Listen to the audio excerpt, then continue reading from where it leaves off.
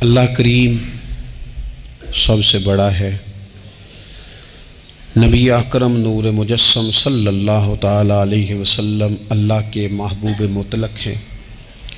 ہم اللہ کے بندے ہیں اور رسول کائنات کے غلام ہیں صلی اللہ علیہ وسلم۔ ہمارا ایک بہت بڑا تعارف ہے، عباد الرحمن کہا ہے اللہ تعالیٰ نے اپنے بندوں کو۔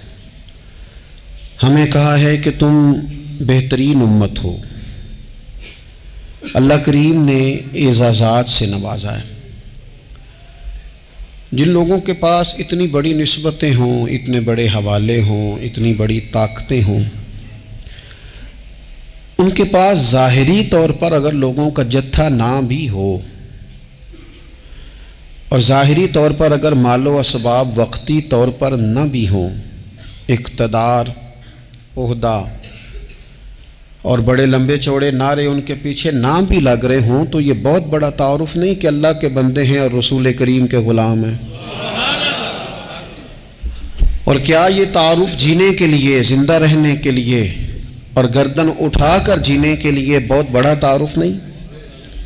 باوجود اتنے بڑے تعارف کے اگر کوئی بندہ کمزور باتیں کرے، کچی پکی گفتگو کرے اور وہ اپنے آپ کو بار بار مظلوم ثابت کرنے کی کوشش کرے، وہ بار بار اپنے زخم دکھائے تاکہ وہ قابل رحم قرار پائے، تو یہ باتیں ایک مومن کو، ایک مسلمان کو، اللہ کے ایک بندے کو ذرا زیبا نہیں دیتی، ذرا اچھا نہیں لگتا۔ مسلمان اعصابی طور پر، ذہنی طور پر، نفسیاتی طور پر ایک طاقتور قوم ہے۔ مسلمان وہ قوم ہے جو مرعوب نہیں ہوتی، یہ روب دکھاتی ہے، روب۔ ہم وہ لوگ ہیں کہ جن کے اکابرین سوئے بھی ہوتے تھے، نہ سوئے ہوتے تھے حضرت عمر، لیکن ان کو سوئے ہوئے دیکھ کر بھی لوگ کانپا کرتے تھے، اس لیے کہ شیر تو شیر ہی ہوتا ہے نا، وہ سویا ہو تو پھر بھی شیر ہی۔ تو میں کچھ عرصے سے اس کمی کو بڑی شدت سے محسوس کرتا ہوں کہ لوگ، یعنی کوئی شخص بھی ملتا ہے تو وہ اس لہجے میں بات کرتا ہے کہ اسے مظلوم مان لیا جائے، قابل رحم مان لیا جائے، اس کی مدد کی جائے، اس پر توجہ کی جائے۔ یہ مسلمان کی شان نہیں۔ آپ سورہ بقرہ پڑھیں گے تو قرآن مجید اصحاب صفہ کی شان بیان کرتا ہے کہ انہیں بڑی حاجت ہے، بڑے ضرورت مند ہیں۔ وہ لوگ تھے جو کئی دنوں تک روٹی نہیں کھاتے تھے، لیکن رب فرماتا ہے کہ میرے محبوب کے مدرسے کے ان طالب علموں کو جو دیکھے گا اسے محسوس ہوگا کہ یہ تو بڑے امیر لوگ ہیں۔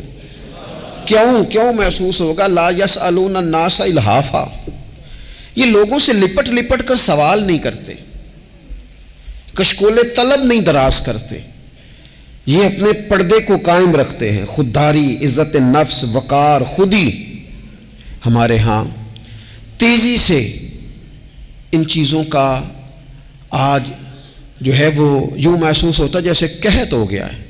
اللہ ماشاءاللہ، آپ کے زخم دکھانے سے کوئی بھی آپ کا زخم نہیں بھرے گا، بلکہ میں نے تو یہ دیکھا ہے اپنی زندگی میں کہ اچھا بھلے تعلقات چل رہے ہوتے ہیں، آپ کو ذرا ضرورت پڑ جائے تو سامنے والا آنکھیں پھیر لیتا ہے، اسی وقت اس کا ماحول اور اس کے حالات خراب ہو جاتے ہیں۔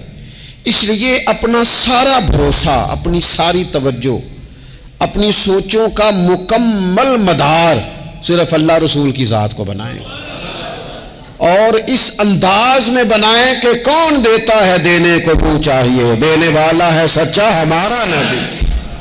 اور یہ ذہن بنائیں زندگی میں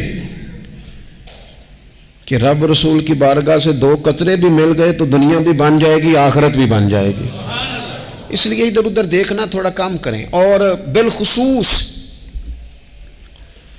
آج اپیل کروں گا، استاد اپنے شاگردوں کو، پیر اپنے مریدوں کو، باپ اپنی اولاد کو بڑی بڑی باتوں کا سبق پڑھائے، بڑی بڑی باتوں کا۔ اقبال نے شکوہ کیا ہے، اقبال کہنے لگے شکایت ہے مجھے یا رب خدا بندان مکتب سے، یہ جو انہیں کہتے ہیں کہ جناب پڑھ جاؤ گے تو روٹی اچھی ملے گی، یہ انہیں کہتے ہیں پڑھ جاؤ گے تو کار میں بیٹھو گے، پڑھ جاؤ گے تو کوٹھی بنا لو گے، یہ کیا سبق پڑھا رہے ہیں بھلا؟ ان کو تو تم بڑے بڑے باتیں بتاؤ، انہیں کہو پڑھو گے تو دنیا میں حضور کے دین کا انقلاب برپا کرو گے، تم ان کہو کہ تم پڑھو گے تو تم ایک پورا ملک چلاؤ گے، تم انقلاب برپا کرو گے، اٹھ باندھ کمر کیوں ڈرتا ہے، پھر دیکھو خدا کیا کرتا ہے۔ اقبال کہنے لگے یہ تم کیا سبق پڑھا رہے ہو کہ روٹی صحیح مل جائے گی، چندہ اکٹھا کرنے کا طریقہ آ جائے گا؟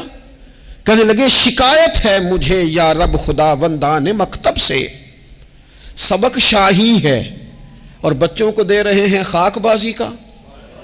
اڑنے والی تعلیم تھی اور یہ انہیں رینگنے کا سبق پڑھا رہے ہیں۔ تگڑی تگڑی باتیں بچوں کو سکھاؤ، تگڑی تگڑی۔ یہ پھر سارے نہ ڈھونڈتے پھریں کہ وہ فلانا جو ہے نا چاچا امیر ہے تو ماموں امیر ہے تو فلانی خالہ باہر ہے تو فلانا ذرا مہربانی، کوئی بھی نہیں مہربانی کرتا۔ مہربانی جب بھی کرتا ہے یا خدا کرتا ہے یا مدینے والے محمد مصطفیٰ کرتے ہیں۔ اپنی توجہات کبھی بچوں کو دیکھیں، حضرت لقمان اپنے بیٹے کو کیا کہتے ہیں یا بنی اقم الصلاۃ وامر بالمعروف وانہی عن المنکر۔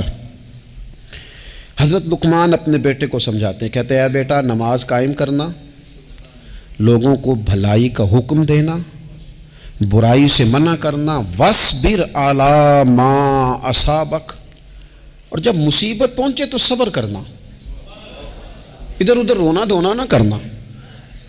نماز پڑھنا، بھلائی کا حکم دینا، برائی سے منع کرنا، اور اگر کوئی مصیبت پہنچے تو اس پر صبر کرنا۔ کتنے کام ہو گئے؟ 4۔ ایک نماز پڑھنی ہے، ایک بھلائی کا حکم دینا ہے لوگوں کو، ایک برائی سے، اور اگر کوئی مشکل آئے تو کیا کرنا ہے؟ ان ذالک من عزم الامور۔ فرمایا بیٹا یہ بڑی ہمت والے کام ہیں، ہمت والے کام کرنا، ہمت والے